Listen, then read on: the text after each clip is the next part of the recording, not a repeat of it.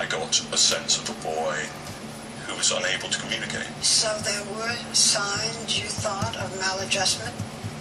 He was unable to engage, and it was difficult to engage. And I saw lots of people trying to engage with him.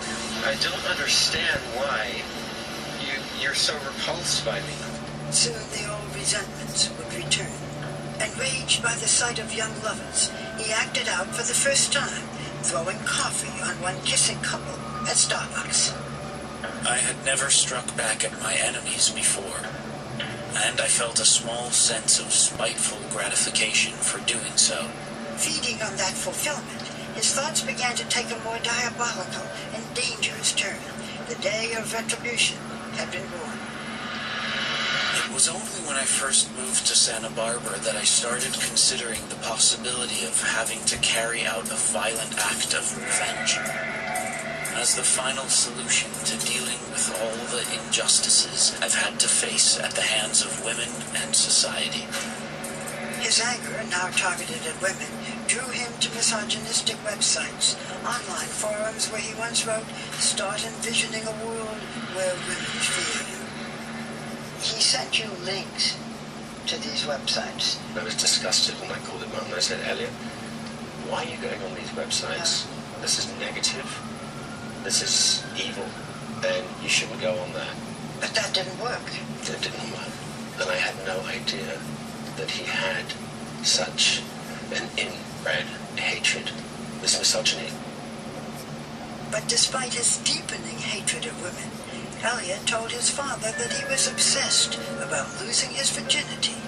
I would say to him, there's no shame at all in not losing your virginity at a later age. Some people never do. Some people go into the church and choose chastity. You would say that they're never going to like me because I'm not 6'2", jock, sporty guy. You did say to me once, "I wish I wasn't half Asian." I never realized that he was so racist. Thinking, why aren't I white? Correct. Elliot's life had become a volatile mixture of desire and denial. And last summer, yet another sign of violence. Frustrated after being ignored by girls at a party, he tried to shove them off a 10-foot ledge. He got into an altercation verbally with a couple of girls, and then he was picked on, and then he was thrown off the balcony. But it turns out that he was trying to push girls off the ledge. In 2020 hindsight, I can imagine that might have been the case, and that upsets me to the core of my heart. He was such a good liar. He was such an incredible liar. Perhaps Elliot was even lying to himself, repeatedly refusing the advice of therapists, at least one of whom had recommended medication. But Elliot would say, "I'm not sick, I'm not going to take that." And because he was of an adult age, he refused to not only take that medication, but refused to go back to see that particular doctor. Would the medication have made a difference? According to his doctor, it would have made a hell of a lot of difference. There are people who say that a father with a mentally unstable son should not have allowed Elliot to live on his own. I didn't know I had a mentally unstable son. I had no idea. He had a secret life that he became incredibly brilliant at hiding. Hey, Elliot Roger here. But that secret life was spinning out of control. There's me, all my fabulousness. With no official diagnosis of mental illness, he bought not one, but 3 handguns. Elliot had launched his plan for Retribution Day. As I fired my first few rounds, I felt so sick to my stomach. There I was, practicing shooting with real guns because I had a plan to carry out a massacre. Why did things have to be this way? It's my place of refuge. Then a pivotal moment, when Elliot's plot might have been completely foiled. His mother finding one of those bizarre videos on YouTube. My life is so lonely and mundane. She wanted to have a mental assessment of him. It just turns out that there is no way that you can actually do that unless he voluntarily does it, or unless he commits a crime. Did Elliot volunteer? Would he have done it? No. He didn't. Of course not. She alerted the police. Yes, and what happened? 323 to 58. 6 officers arrived at Elliot's apartment and knocked on the door. And Elliot was a very, very polite, kind, well-spoken, well-dressed individual. And he managed to say, we've got nothing to worry about. If they had demanded to search my room, that would have ended everything. For a few horrible seconds, I thought it was all over. But the police neither watched the YouTube videos nor ran a background check for purchasing guns. And this is where the system, I think, failed. If somebody's going to do a welfare check, surely they should do a gun check on the way, because how's somebody going to do something to themselves if they feel they're a danger? It takes 90 seconds to do a gun check, and his whole scheme would have been over and thwarted. I'd like to make something very, very clear there, Barbara. I'm really not pointing any fingers whatsoever at the Santa Barbara Police Department. That was the turning point between life and death, a missed moment that began the countdown to Elliot's day of retribution. Well, this is my last video. It all has to come to this. The day in which I will have my revenge against humanity. Against all of you. Next, 3 years of planning, finally becoming 8 minutes of madness. Break 25 Central Church. Witnesses, survivors, He shot and I just felt the wind like pass right by my face. and the surprise murders he didn't go through with. When we return.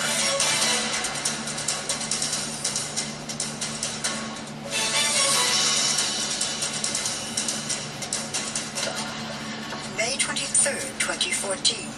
The sun was setting on a quiet spring night, the campus half empty over the Memorial Day weekend. But the lives of those who were there would never be the same. Hours before, we were having a great time. It was a nice day outside. It was sunny, you know. After 3 years of meticulous planning, Elliot Rogers' deranged mind brought him to what he called the day of retribution. The day in which I will have my revenge against humanity. Against all of you. His parents were having dinner in Los Angeles with friends. They had plans to see Elliot the next day. He was due to come on Saturday for lunch, the day after the 24th. Do you think he already knew what he was going to do? Yeah, after reading the journals, yeah, I do. What Elliot's journal revealed was a master plan of carnage. I will drive down to my father's house to kill my little brother, denying him of the chance to grow up to surpass me, along with my stepmother, Sumaya, as she will be in the way. My father will be away on one of his business trips, so thankfully, I won't have to deal with him. I was meant to have a meeting in London, and he wanted to know the dates. Why? He wanted me out of town so that he could come and murder his brother. And Sumaya, I think he was scared that he would hesitate, and I can understand that. The only thing that saved his family's lives was a change in Peter's schedule. My wife and Jazz, my 9-year-old, is still alive because of that. What Peter Roger didn't know was that his son had already murdered 3 people that night. His 2 roommates, David Wang and James Hong, and their visiting friend, George Chen. They had been brutally stabbed to death in Elliot's beachside apartment. Hours later, at 9:17 p.m., Elliot emailed his manifesto to friends, his therapist, and his parents. I will specifically target the good-looking people and all of the couples. Now he was a predator in search of the rest of his prey. I'll be a god. Exacting my retribution. Just for the crime of living a better life than me.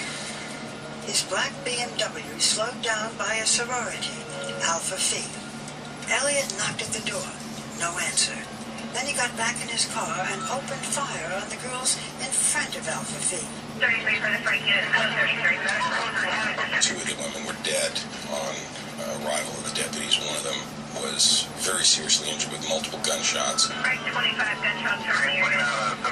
At the sheriff's dispatch center, the calls poured in like rain. And we have 3 down on the corner of Segovia. The black BMW, 3 ambulances here. Almost simultaneously, we received notification that another individual had been shot You can respond for multiple gunshot victims in front of the ID deli. at the Isla Vista Deli, just up the street. Dylan Fontias had just entered the deli. I heard the glass breaking, just the shatter of the glass, and that's when we all started scrambling for our life. When Christopher Martinez came in for a sandwich, he was cut down in a hail of gunfire.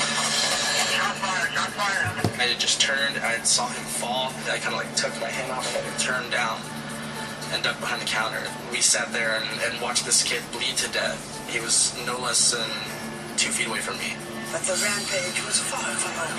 Right 25 gunshots from the area. A deadly shooting in Isla Vista with multiple victims. At least 3 people have been shot. All of a sudden, sirens start going, ambulances start going. Multiple places, multiple people. The death toll could be climbing. He went up to the top of the loop, firing. He shot 3 more victims.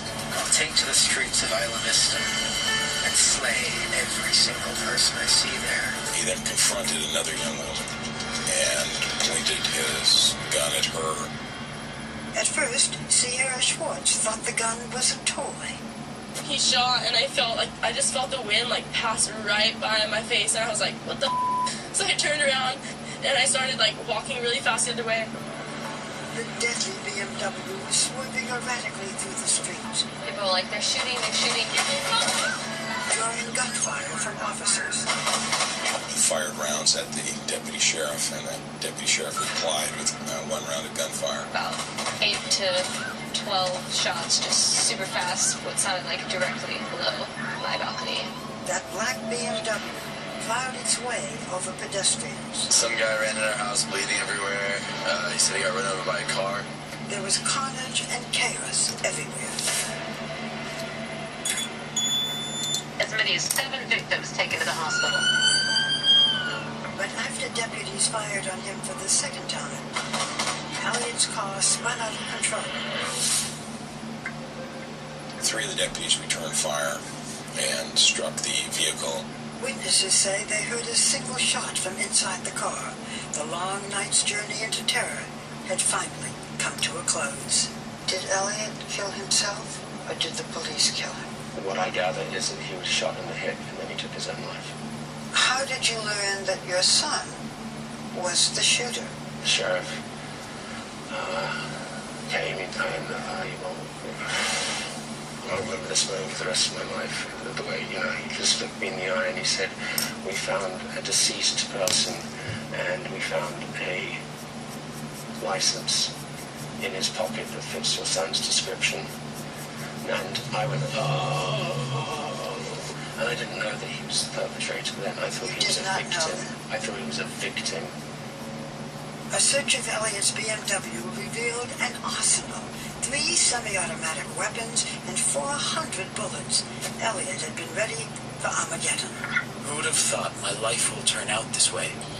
I didn't start this war, but I will finish it by striking back. Finally, at long last, I can show the world my true worth. In the end, 7 people lost their lives. 13 were wounded. It took less than 8 minutes to transform 1 square mile of suburbia into a killing field. I've never actually literally looked in the face of the devil, which is just terrifying. In life, Elliot Rodger had passed almost invisible to everyone around him. Who would have known to stop the quiet boy hiding a monster within? He lived like a 20-second walk from my house, and I'd never seen a kid in my life. We went to the same school, we ate at all the same places, but just another face in the crowd. Next, we have heard from the families of some of the victims, and they resent my interviewing you because they hold you responsible in part for their children's death. Would you feel the same way? Let us know on Twitter. Use the hashtag ABC2020. When we return, 2020 continues. Once again, Barbara Walters.